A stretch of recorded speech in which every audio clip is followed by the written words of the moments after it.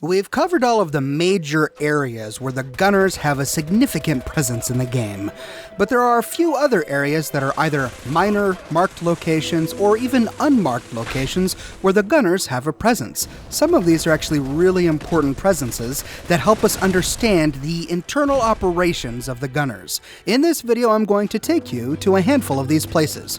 First, we go to Postal Square in downtown Boston. You've likely already found Postal Square in your explorations of Boston, and if you fast travel there, you likely land smack dab amongst a group of gunners.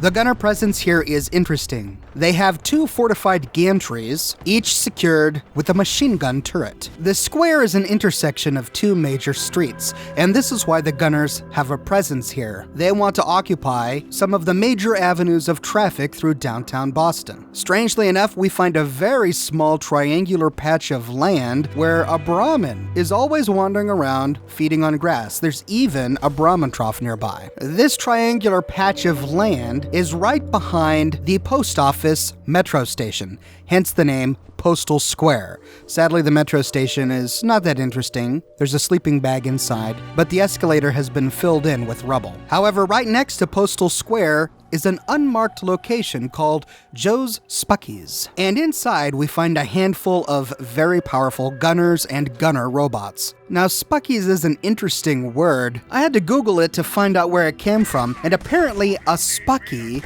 is an old local Boston name for a big submarine sandwich. It comes from the Italian word for sub-sandwich, spucciadella. There, that's my best Italian accent.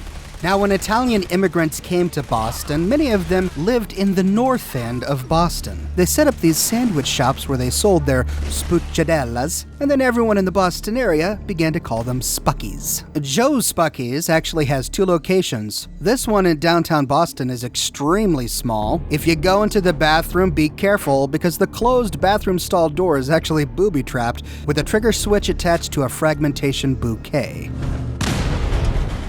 Inside, we find a stash of caps. On the bottom floor, we find a cash register and two workbenches, a weapons and armor one, and then behind the counter we find two espresso machines. These are the Sicilian espresso machines, and according to the art of Fallout 4, they were designed to resemble a charging bull. I love these machines. They are so beautiful, and I love how the little espresso cup is so tiny compared to the huge machine. Behind the counter, we find some sleeping bags, a duffel bag filled with loot, and an explosives box. There's a chem cooler inside one of the refrigerators with some chems, and that's about it. So let's head on over to the other Spuckies. This is near Andrews Station. Now there's a random encounter hotspot on the road outside Joe's Spuckies, here next to Andrews Station, where we frequently find mechanist robots or devils attacking scavengers.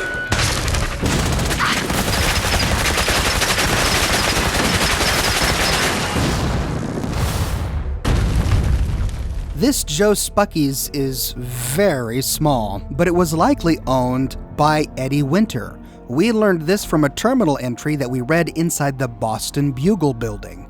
You can find my video on the Boston Bugle building by clicking here. The only thing of interest inside this Joe's Spuckies is a hatch that leads to the Southie Speakeasy. Southie is a Boston nickname for South Boston, which has a large Irish presence. Now, many of you know that speakeasies were hidden bars that sold illegal alcoholic beverages. These cropped up in the United States during the era of Prohibition, the 1920s through the early 1930s. Now, the Southie Speakeasy likely existed beneath this sandwich shop long before Eddie Winter bought it. The Fallout 4 divergence happened somewhere in the 50s, which is long after Prohibition ended. However, Eddie Winter made good use of this speakeasy, which we will learn more about when I do my in-depth video on Eddie Winter. So stay tuned for that. We do not find gunners inside the speakeasy. Instead, we find a bunch of raiders. Behind the bar, we can loot some whiskey on the shelves, and then we find a locked door. The button to open it is easy to find. You can follow a wire from the door along the ceiling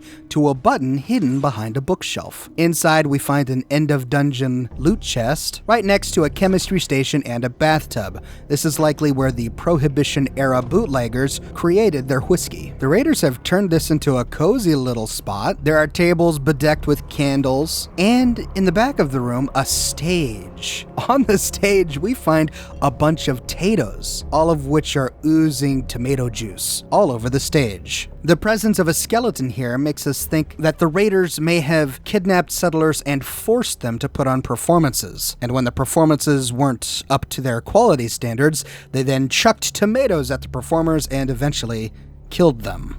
Now there is a hole in the wall, which brings you to a tunnel that leads to Andrew's station. But instead of exploring it now, we're going to wait and explore this when we do our video on Eddie Winter. On the way back out, we can loot a key. This opens up the hatch in case you don't have lockpicking, in which case you would have to go through Andrew's station first to be able to unlock the hatch to Joe's Spuckies. And of course, a nice collection of fedoras. Now, back to the Gunners. The next place I want to take you to is the Parsons Creamery. This creamery is north of the Parsons State Insane Asylum, and you likely came here when you did the Cabot House line of quests. It's here where you had to go and kill some raiders to retrieve some of Jack Cabot's mysterious serum. If you come to the creamery after or before this quest, you'll find a bunch of raiders here.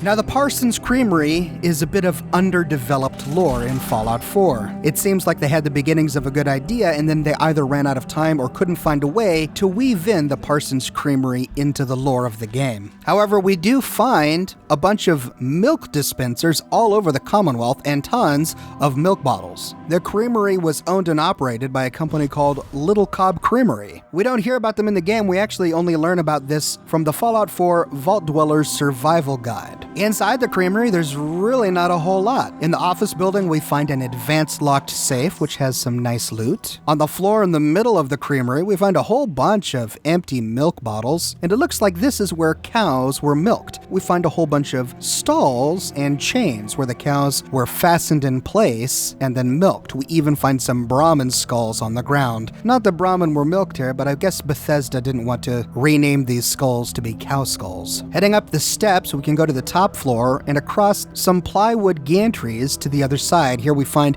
the bed of a child. There are toys all over the place, but no remains of a child. Instead, we find the remains of a woman in a dress next to a checkers board. Out on the roof, we find a boat, of all things, with a cooler containing some chems. Lots of milk containers inside the boat. I guess the nuclear blast got this up on the roof. Going around the side, we can walk across some more plywood to get to the other side, and here we find two skeletons with a combat shotgun on top of a locked wooden crate. Pipes lead from the cow stalls to a big processing tank. I guess this is where they separated the curds from the milk, and that's about it. So you're probably asking, Oxhorn, why are you showing us this? I thought this was a video on Gunners. Well, partly I wanted to make sure to include it. I'm trying to hit every place in the Commonwealth, and there are not a whole lot of reasons to talk about the Parsons Creamery, so I decided to use this as a convenient way to squeeze it in. But if you look east, you see a big windmill on top of an overpass. Now we know that Gunners love their overpasses and their overpass windmills. So we'll head out from here to explore this area. When we get close, we find a window washing elevator covered in Gunner logos. We can unlock the nearby tool chest and loot it, and then take the elevator up to the overpass. We find a walkway constructed from wooden steps and a bunch of wrecked trucks that lead up to the top floor. Once there, you'll get attacked by the Gunners who man this post.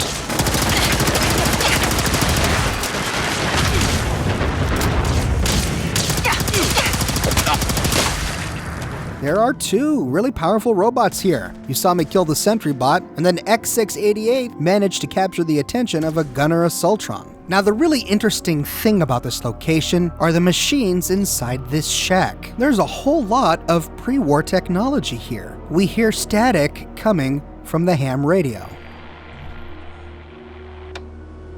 Now we know from our previous videos on the Gunners that the Gunners have the ability to communicate with each other over great distances. Captain Bridget at Hub City Auto Wreckers frequently reports back to Captain Wes at Gunners Plaza, and we remember that Sergeant Lanier and her recon team managed to lose their communications with Gunner HQ when they went to Nuka World. How were they able to communicate over such long distances? Well, on top of the building we find a huge satellite dish. Looks like the Gunners have been able to scavenge change and then understand pre-war technology to such an extent that they can set up satellite communications between their various fortifications. This is likely one of the many relays they used to deliver intel communications between their recon patrols and their headquarters. And it was powered by the wind. There are 2 large windmills right next to the satellite dish, and looking up we can see that they are actually generators, much like the windmill generators you have access to in your settlement build menu. This is all very practical. The gunners like overpasses because it gives them a height advantage for sniping at people below, and it allows them to set up satellite dishes for their recon teams to aid in gunner communications.